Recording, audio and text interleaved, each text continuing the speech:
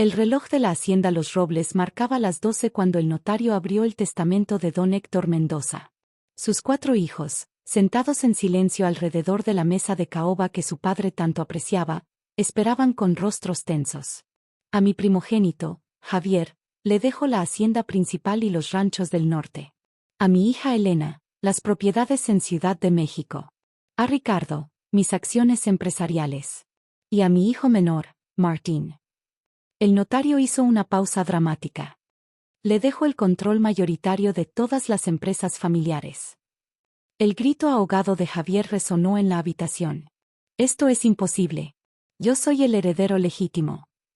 Lo que nadie sabía era que la verdadera fortuna de don Héctor estaba oculta donde ninguno de ellos imaginaría buscar. Suscríbete ahora para descubrir historias familiares mexicanas donde la tradición, el orgullo y el poder se enfrentan en una batalla por la supervivencia del legado. El sol abrasador de Jalisco caía sobre los campos de agave azul que se extendían hasta el horizonte. La hacienda Los Robles, imponente con sus paredes de cantera rosa y sus patios adornados con bugambilias, había sido durante 3 generaciones el centro del imperio tequilero de la familia Mendoza. El olor a tierra húmeda y agave maduro impregnaba el aire mientras las campanas de la pequeña capilla familiar repicaban anunciando el final del novenario por don Héctor Mendoza, el patriarca que había multiplicado la fortuna familiar y extendido su influencia por todo México. En la sala principal, donde retratos de ancestros observaban desde las paredes, 4 hermanos esperaban con una mezcla de dolor y anticipación. Habían pasado 9 días desde el entierro de su padre, y según la tradición, era momento de conocer su última voluntad. Javier Mendoza, el mayor de los hermanos a sus 45 años, se acomodó en su silla con la seguridad de quien ya se siente dueño. Con su bigote bien recortado y su guayabera de lino blanco, representaba la imagen del hacendado tradicional que su padre siempre había sido. A su lado, su esposa Marisol, hija de otra familia poderosa de la región, mantenía una expresión digna mientras sostenía su mano. El notario debería estar aquí ya, murmuró Elena, la única hija de don Héctor. A sus 43 años, había heredado no solo la belleza de su madre sino también la agudeza para los negocios. Desde Ciudad de México había dirigido la expansión internacional del tequila Mendoza, convirtiendo un producto regional en una marca premium reconocida en mercados extranjeros. Ricardo, de 39 años, revisaba distraídamente su teléfono.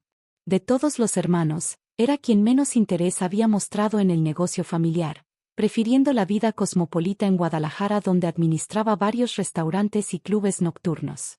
Su esposa Sofía, embarazada de 7 meses, abanicaba su rostro con un programa de la misa funeral. Y finalmente, Martín, el menor con 35 años, observaba por la ventana los campos que habían sido el origen de todo. A diferencia de sus hermanos, había estudiado agronomía y regresado a la hacienda para modernizar los métodos de cultivo y destilación.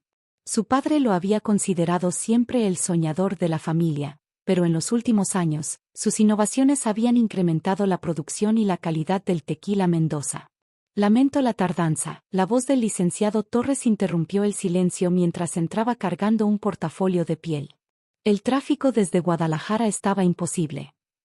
Los 4 hermanos se acomodaron en sus asientos mientras doña Carmela, el ama de llaves que había servido a la familia por más de 3 décadas, servía café de olla en tazas de barro.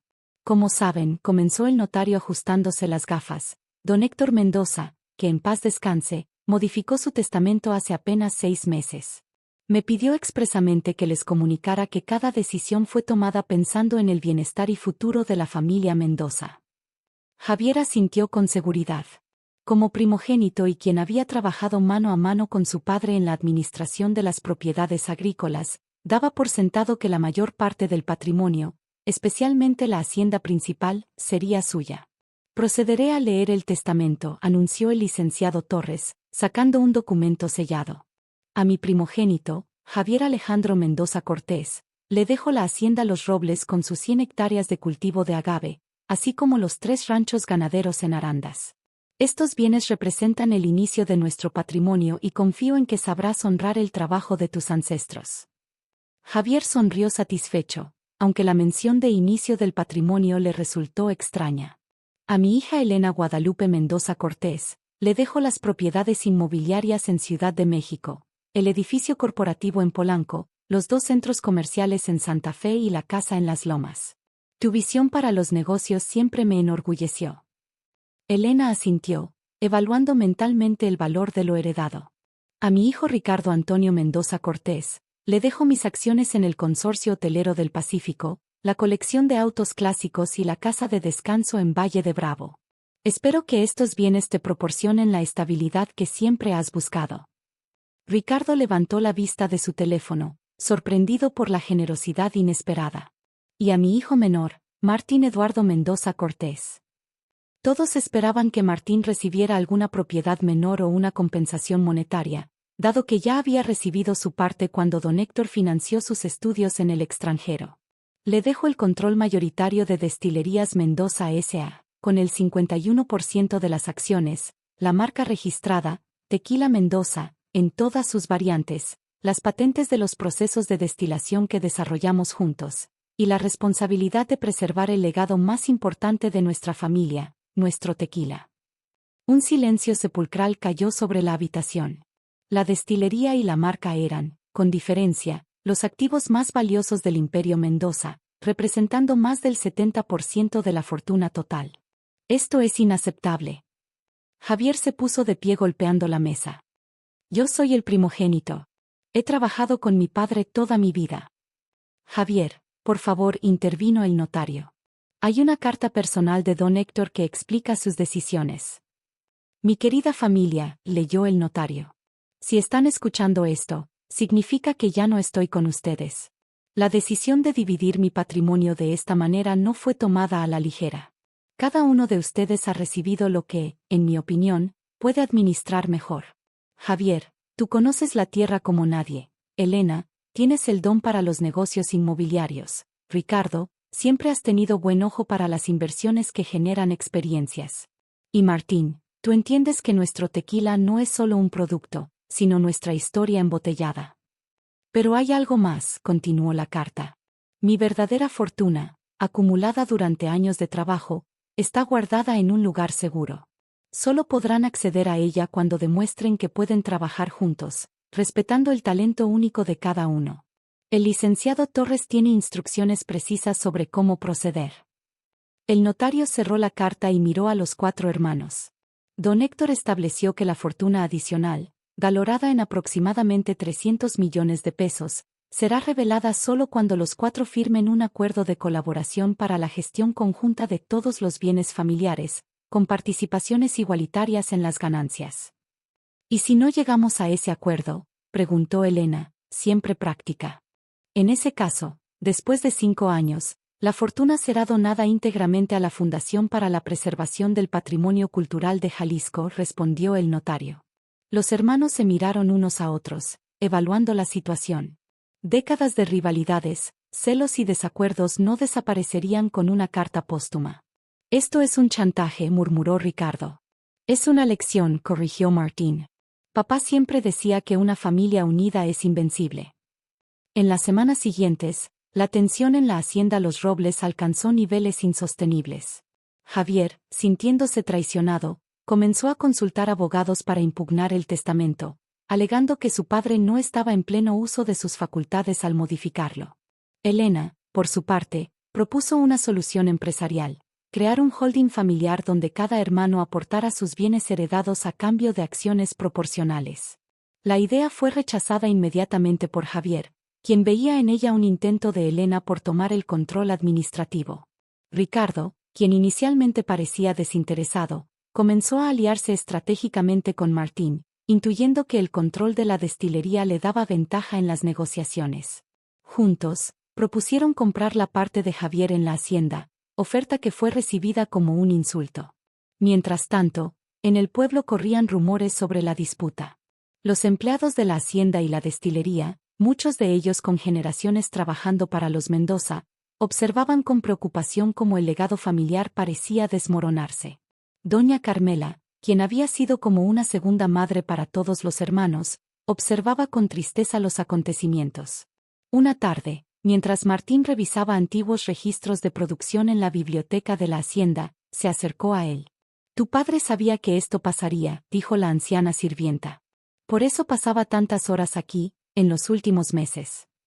¿A qué te refieres, Carmela?, preguntó Martín, intrigado. Don Héctor no era hombre de guardar su dinero en bancos. Decía que la tierra y lo que produce es la única riqueza verdadera. Sin decir más, la anciana salió de la habitación, dejando a Martín sumido en pensamientos. Esa noche, mientras la familia se reunía para una tensa cena, la noticia llegó como un rayo. El banco había notificado a Javier que la hipoteca de uno de los ranchos heredados estaba vencida y debía liquidarse en 30 días o la propiedad sería embargada. ¿Hipoteca? ¿De qué hablas? Papá nunca mencionó deudas, exclamó Javier, pálido. Parece que no todo era tan perfecto como creías, comentó Elena, revisando los documentos. Este préstamo fue solicitado hace 3 años para modernizar los sistemas de riego. Necesito revisar los estados financieros de los centros comerciales, murmuró Elena, repentinamente preocupada. En los días siguientes, cada hermano descubrió que sus herencias venían con complicaciones, hipotecas no reveladas, contratos por vencer, inversiones comprometidas. Era como si don Héctor hubiera dejado intencionalmente una red de compromisos que solo podría resolverse con la cooperación de todos.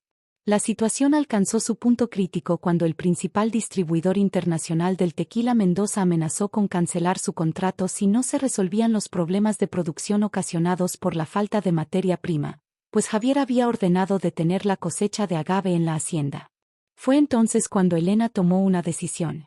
Convocó a sus hermanos en la capilla familiar, un lugar sagrado donde habían sido bautizados todos los Mendoza durante generaciones. Esto es exactamente lo que papá quería evitar, comenzó.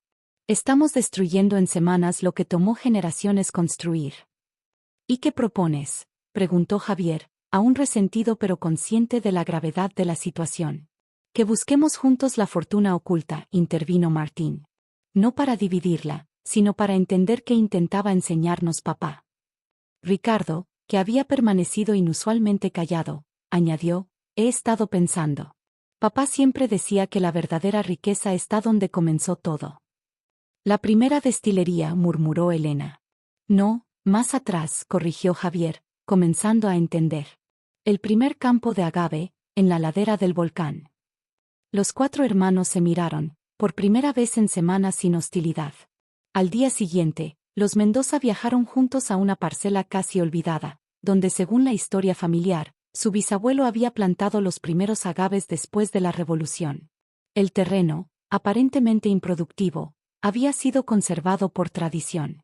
Siguiendo su intuición, comenzaron a explorar la pequeña choza de piedra que aún se mantenía en pie. Bajo las tablas del piso, encontraron una caja de metal con un sencillo candado. Dentro había un cuaderno manuscrito de don Héctor, junto con documentos de propiedad de tierras en Nayarit, Zacatecas y Michoacán, títulos mineros, y acciones en empresas emergentes de tecnología. Una fortuna diversificada y segura, pensada para el futuro. En la primera página del cuaderno, don Héctor había escrito, la verdadera herencia no se mide en pesos, sino en valores. Unidad, respeto y visión de futuro. Si han encontrado esto juntos, están listos para el próximo capítulo de nuestra historia familiar. 6 meses después, la hacienda Los Robles brillaba renovada para la celebración del lanzamiento del Legado Mendoza, un tequila premium añejado que combinaba las técnicas tradicionales defendidas por Javier, la visión comercial de Elena, el sentido estético de Ricardo y las innovaciones sostenibles de Martín. El holding familiar Grupo Mendoza había reestructurado sus deudas, optimizado sus operaciones y establecido un consejo donde cada hermano aportaba según sus fortalezas. Las tensiones no habían desaparecido por completo, pero habían aprendido a canalizarlas productivamente. En la destilería, una placa conmemorativa mostraba la frase que don Héctor repetía constantemente: el agave toma años en madurar, igual que la sabiduría. El tequila perfecto, como la familia perfecta, requiere paciencia, tradición e innovación en la medida justa. La guerra por la herencia había terminado. El legado continuaba, no como 4 caminos separados, sino como un solo río con 4 corrientes poderosas fluyendo hacia el futuro. Si esta historia de tradición, familia y reconciliación te ha conmovido, no olvides suscribirte a nuestro canal. Dale like si crees en el poder de la unión familiar y cuéntanos en los comentarios, ¿qué tesoro familiar conservas que va más allá de lo material? Tu historia podría ser la próxima que compartamos.